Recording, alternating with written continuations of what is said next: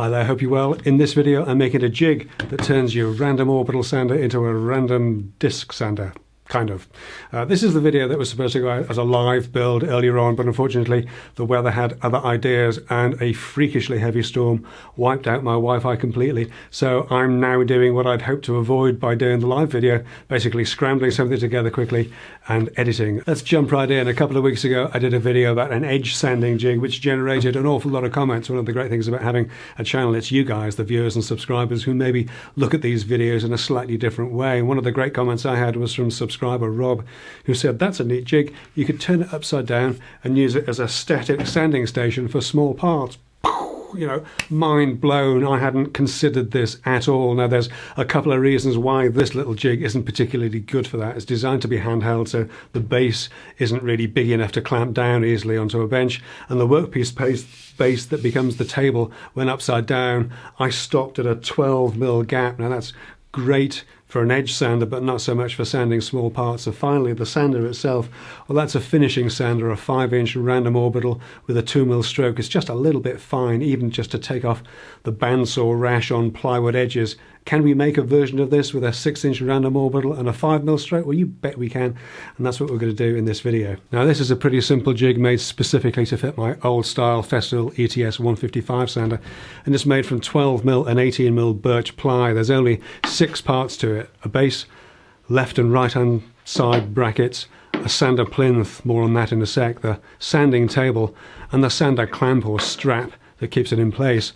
As before, there are free downloadable templates for this jig, and there's a link in the video description down below, and even if you don't have this particular sander, they may be useful as a starting point. The sizes are all written on the templates, but to be honest, you can make this as wide or as long as you like. I've designed them to fit specifically on a sheet of A4 paper, but the heights are fairly critical. The side brackets need to be 88mm tall at the back for the sander clamp to work properly, and 40mm at the front, so the 12mm table comes to approximately the middle of the sanding pad. I've cut out the templates and spray glued them down onto the birch ply. The right hand bracket needs 44mm holes cut in it for the handle and dust extraction, and then I can cut out the shapes on my bandsaw.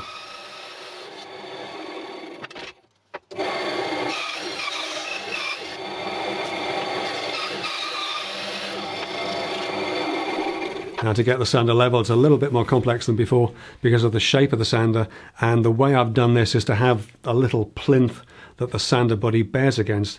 The plinth has to be 21.5mm tall to get this sander perpendicular to the base and table, and I've made this up with a piece of 18mm ply, a piece of 3mm hardboard, and 6 thicknesses of 80-gram copier paper, all sandwiched together and held with a few staples. I'm also using a rasp to knock off the edges to make the fit easier.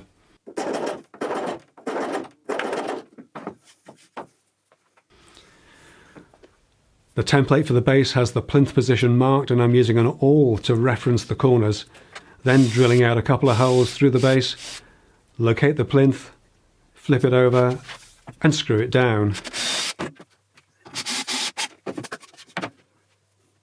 With the sander in place, I can make sure that the right hand brackets fit well.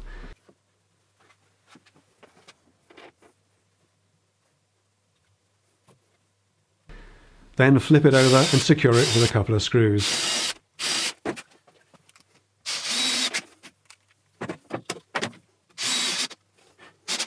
And then do the same with the left-hand bracket, and using a square to make sure that they line up okay.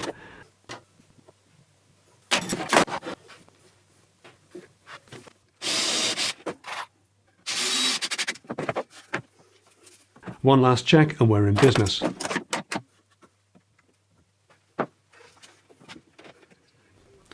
Now, one of the most commented on parts of the edge sander build was my use of 2-pack resin filler to keep the sander in place. It's what I had to hand. You could just as easily use epoxy putty, modelling clay, or whatever's convenient. I've also had a lot of questions about which specific 2-pack filler I used, and honestly, I've never found there to be any difference between them. I did a whole video about this earlier on, and I'll link it up down below, but for what I'm using it for, plastic padding, P38, Bondo, Decorfill or Tetrian Powerfill, which is what I have here, there's no difference between them for this application, so use whatever fast setting filler you can get your hands on. As before, I'm mixing the 2-pack resin filler, then applying it liberally to both the plinth and the handle cutout.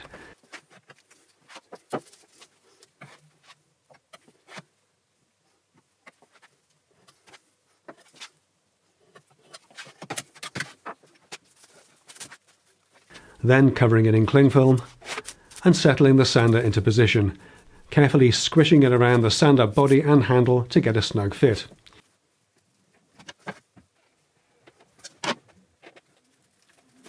And with the filler heating up and starting to go off, I'm removing the cling film.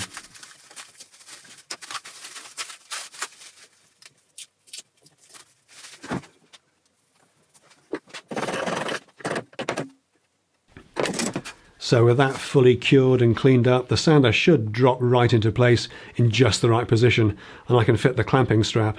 You might want to add some grippy matte material between the sander and the strap for this bigger sander, just to make sure it doesn't wriggle around.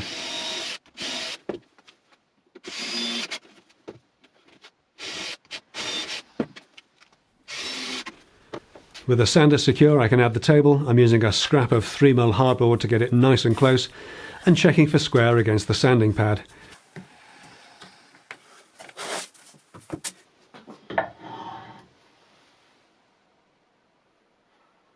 This is pretty good, but if it's not 100%, you can always shim the table slightly to get it perfect. A couple of screws on either side, and we can consider that done.